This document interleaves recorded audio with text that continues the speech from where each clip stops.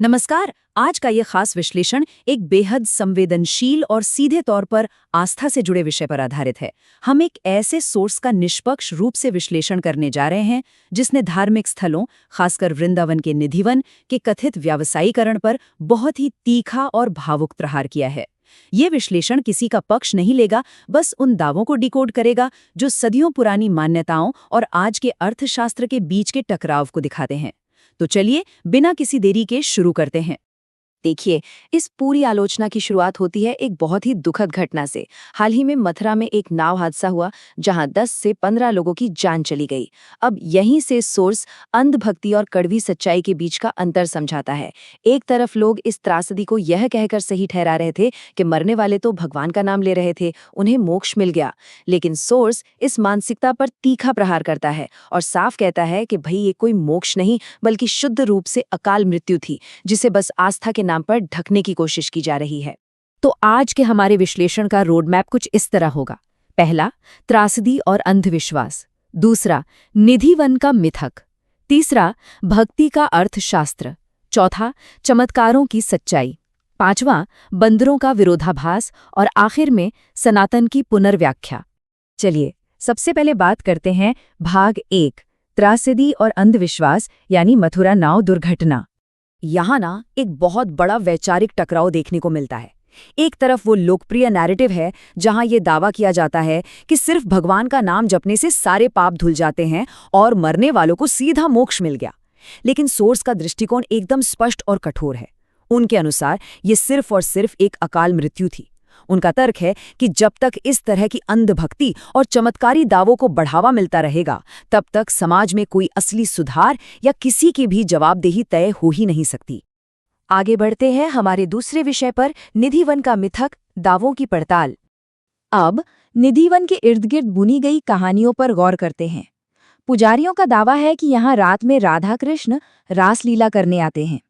और सबूत के तौर पर सुबह आधे खाए हुए लड्डू और इस्तेमाल की हुई दातुन दिखाई जाती है। इतना ही नहीं, रहस्य का माहौल बनाने के लिए दरवाजों पर कई तालों वाला एक खास सिस्टम लगाया जाता है। लेकिन सोर्स इन सभी बातों को सिरे से खारिज करता है। उनका कहना है कि यह सब एक सुनियोजित भ्रम है, यानी ये कथित चमत्कार खुद अंदर के लोगों द्वारा ही रचे जाते हैं। ताले तो बस एक दिखावा है, क्योंकि अंदर जाने के कई खुफिया रास्ते पहले से मौजूद हैं। और इसी बात पर सॉस ने कैमरे पर एक बहुत ही खुला और सीधा चैलेंज दे डाला। उन्होंने कहा, मुझे 4 सेना के जवानों के साथ रात भर के लिए अंदर भेजें, मैं इस जगह का पूरा डीएनए कर दूंगा। मतलब ये कोई हल्की फुल्की बात नहीं है, ये स्थापित कथाओं को सीधे चुनौती देने का एक बहुत साहसी कदम है। उनका दावा है कि अगर लाइव कैमराज और कड़ी सुरक्षा के बीच निष्पक्ष जांच हो जाए तो इन सारे चमत्कारों की सच्चाई चुटकियों में सामने आ जाएगी। अब आते हैं हमारे तीसरे हिस्से पर, भक्ति का अर्थशास्त्र, गोसाई सिस्टम। बंसी के लिए पैसे दीजिए। सोर्स ने वहां के इस तीव्र व्यावसायीकरण को बहुत करीब से महसूस किया है। जैसे ही कोई श्रद्धालु निधिवन में कदम रखता है, कदम कदम पर दान के लिए दबाव बनाया जाता है। यहां तक कहा जाता है कि राधा कृष्ण तभी रास करेंगे जब श्रद्धालु बंसी के लिए दान देंगे। सोर्स इसे आस्था का सीधा सीधा शोषण मानता है। उनका तर्क है कि भाई, एक सच्चे आध्यात्मिक स्थल पर ऐसा भ्रष्टाचार और दान के लिए मजबूर करने वाला माहौल तो बिल्कुल नहीं हो सकता। तो फिर सवाल ये उठता है कि ये पूरी व्यवस्था इतनी सिस्टमैटिक कैसे है? सोर्स इसे गोसाई गैंग का चक्र बताता है। इसे ऐसे समझिए, पहले चरण में पुजारियों के परिवारों का पीढ़ियों के साथ विस्तार होता है। दूसरे चरण में, क्योंकि परिवार बड़ा हो गया है, प्रबंधन की बारी सदस्यों के बीच बांट दी जाती है। और तीसरा, जो सबसे अहम चरण है, एक सदस्य को साल में सिर्फ 1 महीने के लिए कंट्रोल मिलता है। सोर्स का आरोप है कि इस 1 महीने के भीतर वो व्यक्ति इतनी ज्यादा कमाई कर लेना चाहता है कि उसका पूरा साल आराम से कट जाए।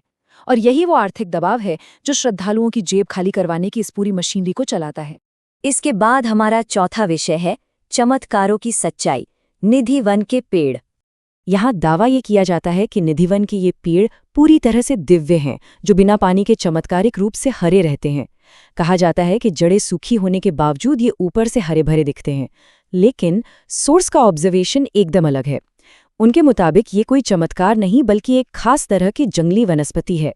वे इसकी तुलना राजस्थान के पीलू पेड़ों से करते हैं।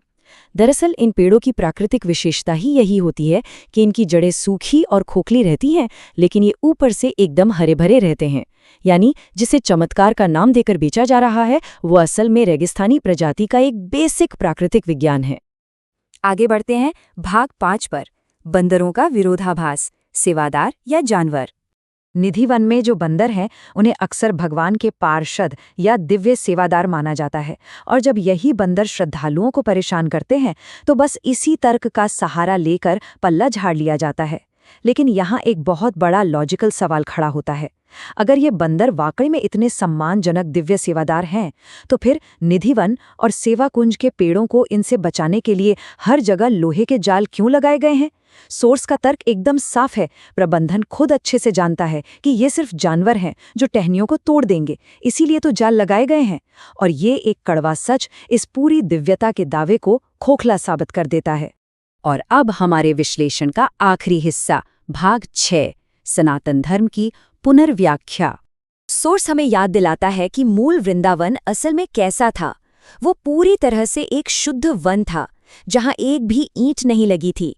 वो जगह पूरी तरह से प्रकृति की पूजा और शांतिपूर्ण साधना के लिए थी। लेकिन अब आज के आधुनिक वृंदावन को देखिए। भारी भरकम बुनियादी ढांचा, मूर्तियों का बेतहाशा व्यवसायीकरण और सोर्स के अनुसार जगह जगह फैला भ्रष्टाचार। उनका मानना है कि इस पूरे इलाके की काया पलट कर इसे एक लूटपाट का अड्डा बना दिया गया है, जो वृंदावन के मूल और पवित्र उद्देश्य के बिल्कुल उलट है। और यहीं पर सोर्स अपने इस कड़े रुख का बचाव करता है। देखिए, अक्सर ऐसी आलोचना करने वालों पर तुरंत हिंदू विरोधी होने का ठप्पा लग जाता है। लेकिन सोर्स बहुत स्पष्ट करता है कि सनातन धर्म के असली ठेकेदार वो लोग नहीं हैं जो माथे पर तिलक लगाकर निराधार कहानियां सुनाते फिरते हैं। उनके अनुसार सच्चा सनातन धर्म पूरी तरह से सत्य और प्रकृति पर आधारित है। इसका पाखंड, अंधभक्ति या व्यावसायीकृत मूर्ति पूजा से कोई लेना देना नहीं है, बल्कि इन गलत प्रथाओं की आलोचना करना तो वास्तव में सनातन धर्म को उन तथाकथित ठेकेदारों से बचाने की एक कोशिश है जो इसे अंदर ही अंदर डुबो रहे हैं। तो आज हमने देखा कि कैसे इस सोर्स ने निधिवन की मान्यताओं को एक बेहद आलोचनात्मक नजरिए से परखा। जीव विज्ञान से लेकर अर्थशास्त्र तक हर उस दावे पर सवाल उठाया गया जो आस्था के नाम पर सदियों से चला आ रहा है। ये पूरा विश्लेषण हमारे सामने एक बहुत ही गहरा और विचार करने वाला सवाल छोड़ जाता है। आखिर सच्ची आध्यात्मिक भक्ति और व्यावसायिक शोषण के बीच की वो लकीर कहाँ खींची जाती है? क्या हम जो आज देख रहे हैं वो शुद्ध आस्था है, या फिर आस्था के नाम पर खड़ा किया गया एक बहुत बड़ा बाजार? इस सवाल का जवाब हर विचारशील इंसान को अपने भीतर खोजना होगा।